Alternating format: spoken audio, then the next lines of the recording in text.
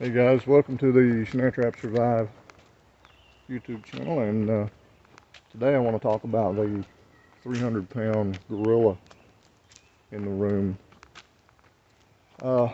We all know it's coming. We see the writing on the wall. We see it every day on social media. We see it on the news. We see it on YouTube. And there's not really much we can do about it. And that's the rising prices, inflation, how you're going to feed your family, how you're going to make your bills, the whole ball of wax. And it's all started because of poor policies in Washington. But I'm not going to make this into a political video. I just noticed today that prices just went up on all the snaring equipment that I use to make my products. 40% increase on cable. Survival foods gone up nearly 45%. Just about everything. And so that brings you to the question, what are we going to do? When all your money is spent to pay bills, to pay your rent, pay for your insurance, and that leaves very little left over to be able to put food on the table. Now, if you're like me, or Mr. Creekmore, that's not very far from me, and by the way, check out his channel, MD Creekmore on YouTube. Very knowledgeable guy. If you're like us and you live out here, in the countryside, you kind of got a little bit of an advantage. But if you live in a city, then you're going to be in trouble. But that doesn't mean that there's not things that you can do to help yourself out if you live in a city. And one of those things that MD was just talking about, which is the same idea and plan that we wanted to do, and that is to kind of start up a prepper community. People who are like-minded about what you're doing, because I'm afraid there's going to come a time very soon that we're going to all have to pull together, and we're going to have to all start trading, bartering, and just to get by. One of the things that I've been thinking about, and I was just talking with Mr. Bruce Hemming about this.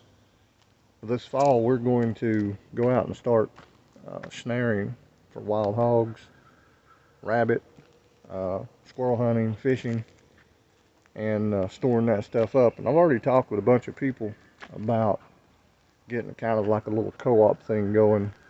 Some people are farmers, don't have time to get out and do the hunting and fishing.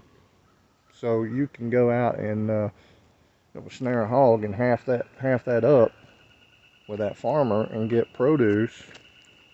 Maybe the same thing with a dairy farmer. He's got cattle. Maybe you can get milk, cheese products. You got the Amish out here that we can work with.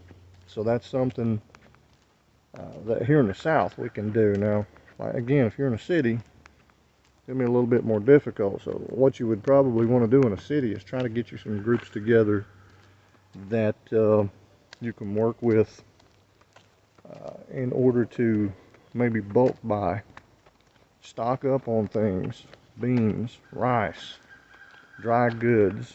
Guys, you need to start stocking it up right now and getting it ready, because the prices are just going to keep going up on this stuff, and in the future it's going to be even more expensive. So if you don't do it now, you're going to be behind the game. And sadly, those people out there that have no idea how to hunt, fish, grow a garden, and that's nearly 60% of the Americans, those people are going to be in perilous times. Now, you can probably bring some of those people in and start teaching them. And some of those people have good skills. You've got nurses, you got doctors, you got law enforcement officers. That's people that you can bring into your group that can help you out. And you know, if you try to be the lone wolf, a lone wolf's just going to die off. You're eventually going to get injured or something. You're going to end up getting sick, and you're going to ultimately die. So don't try to do the lone wolf thing. Start working on these prepper groups right now and try to get alliances and start stocking up on all those dry goods and stuff. And if you do know how to snare and trap and fish, get on it this fall and start stocking up. That's going to be an important thing for you to do because you know, you can fill those freezers with a lot of those wild edible foods and supplement. The most important thing, guys, reach out to people. Start forming groups and alliances right now because we're headed fast toward time. Here in the background, that siren. But that's something that we're going to be hearing a lot, I think, in the coming months to a year. The biggest concern I believe that people have right now is hanging on to what they do have. And you know, again, out here in the countryside where I'm at, it's a little bit easier to protect what you got. But in these cities, as this inflation thing begins to really steamroll, the people that don't have anything are going to be out looking for the things that you have, that you and I have. And that's a big concern. So, you know, security at that point becomes a critical issue. So, again, forming these groups and these alliances gives you that added security that you wouldn't have by yourself. You know, you can protect your house to an extent. You can protect your property to an extent. But, you know, if you got 10, 15 guys deciding to come down there and take your 1,440 servings of survival food you've got packed away in the basement, or in some people's cases, 4,200, how are you going to defend yourself, you know, against 10, 15 guys? As where if you had a group, a community, your neighbor, get with your neighbors. Try not to scatter everybody all across the town, all across the state. Get with your neighbors and try to convince them that, you know, these times are coming. I think 90% of them know that these times are coming. We all see it. People that never was prepper minded before is prepper minded now. And I'm a little bit ADHD. I want you to see something here. I want you to look at this pretty background in here that I've got here at the local park. But anyway, a lot of us know that this is coming. We see it. You know, and the old saying, sometimes I put on a lot of my listings, is if you're not a prepper now, you will be. And a lot of people are starting to realize the need for prepping. You know, and prepping doesn't mean going out and buying up tons of guns and bows and running through the woods like Rambo. You know, prepping means just getting prepared for the future. And you know, a lot of people have what's called apathy.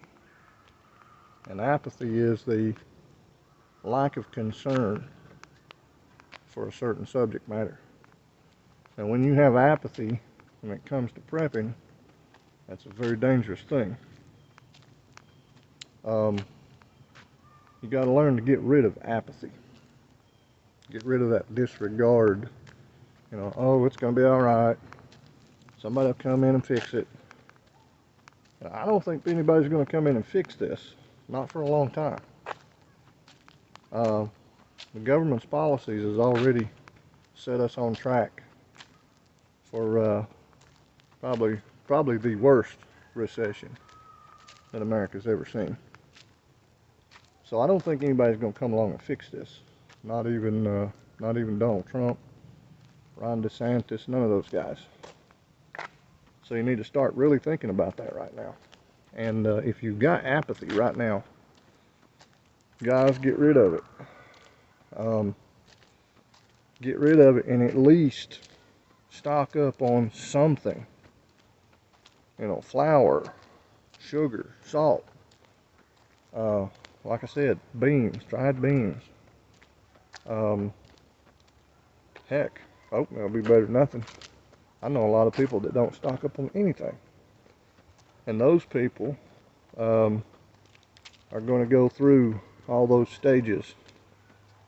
And I've talked about this on some podcasts before. You have apathy, and then you have realization.